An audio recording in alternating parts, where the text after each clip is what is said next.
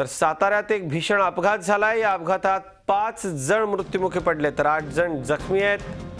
पुणे बंगळुरू महामार्गावरती हा मोठा अपघात झालाय।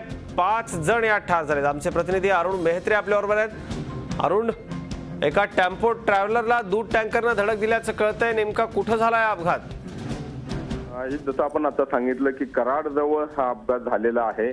सकाळी साधारणपणे 4:45च्या दरम्यान हा अपघात झाला आणि जी माहिती कळते त्यानुसार हे सगळे जे आहेत हे इचलकरंजीचे प्रवासी आहेत आणि ते शिर्डीला निघाले होते असं कळतंय।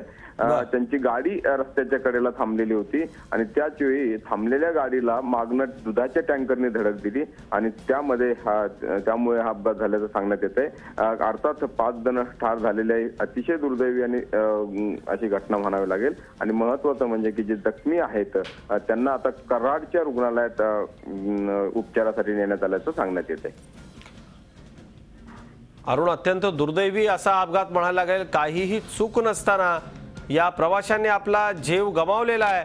महामार्गावरच्या प्रवाशांच्या सुरक्षेबाबत पुन्हा एकदा मोठा प्रश्न निर्माण झालाय। दुधाचा हा टँकर होता।